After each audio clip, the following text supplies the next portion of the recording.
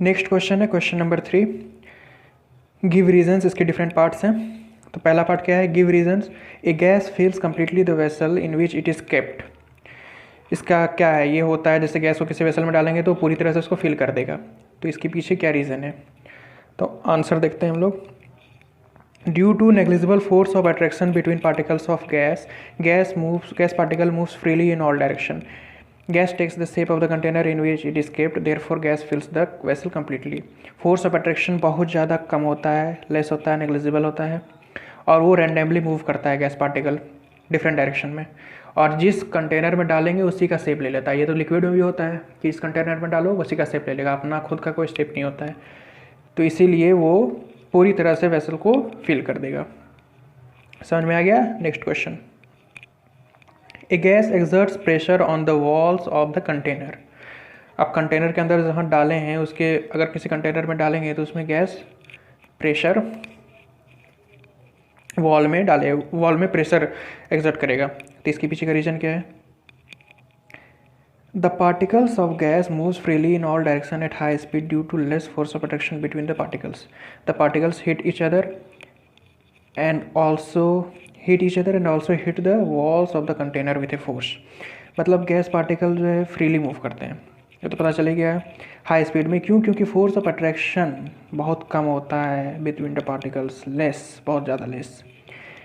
और उसमें पार्टिकल्स क्या होगा, एक दूसरे से भी टकराएंगे और वॉल के कंटेनर भी टकराएंगे, तो वो कॉलिजन होगा। This collision of gas particles with the walls of the container exert pressure on the walls of the container.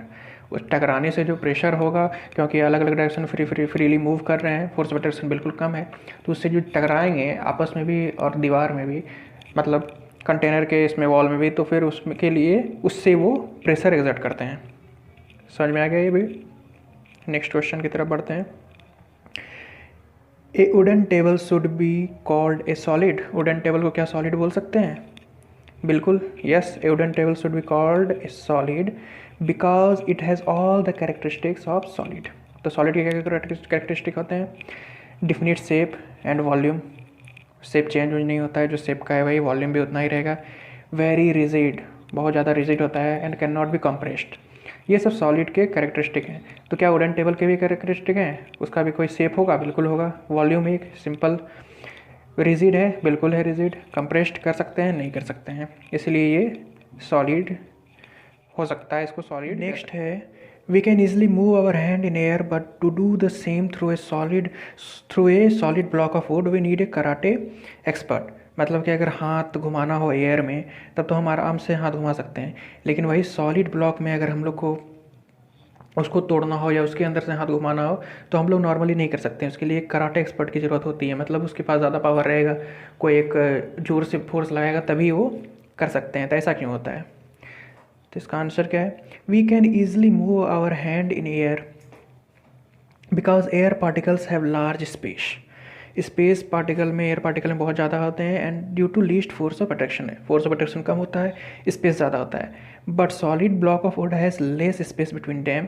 Due to high force of attraction. Solid में बिल्कुल उल्टा होता है, फोर्स ऑफ अट्रैक्शन बहुत ज़्यादा होते हैं पार्टिकल्स के बीच में और स्पेस बहुत कम होते हैं।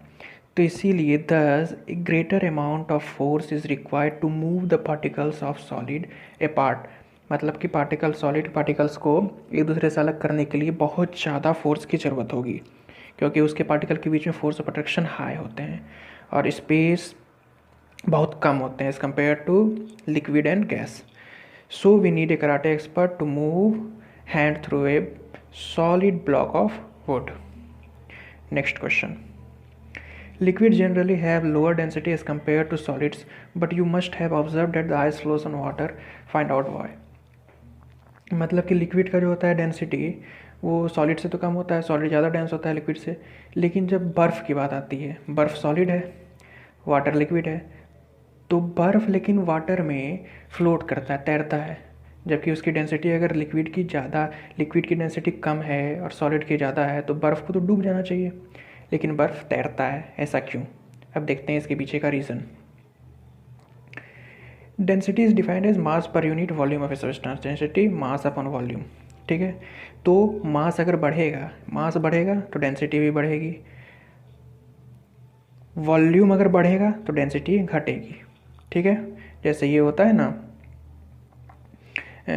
कुछ भी मान लेते हैं x equal to A upon B, तो अगर a बढ़ेगा तो x भी बढ़ेगा, अगर b बढ़ेगा तो x घटेगा।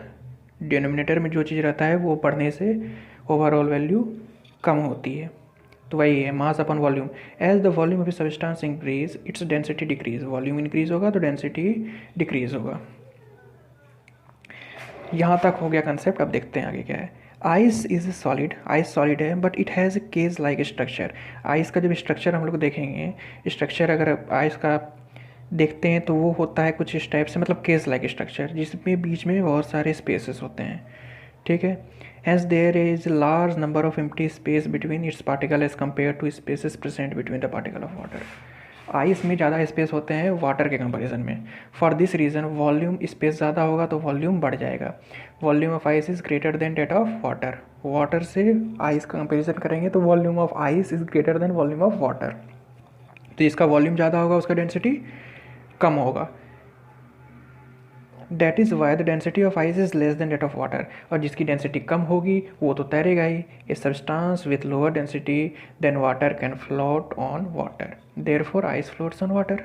सिंपल, समझ में आ गया। तो ये था पेज नंबर 6 पे, पेज नंबर 6 पे 4 क्वेश्चंस थे, वो चारों डिस्कस हो गए हैं। इसका पहला पार्ट 2 क्वेश्चन पहले पार्ट में, पार्ट 3 में डिस्कस हो गया था, पार्ट 4 में बाकी 2 क्वेश्चन डिस्कस हुए हैं। Thank you very much. Hare Krishna.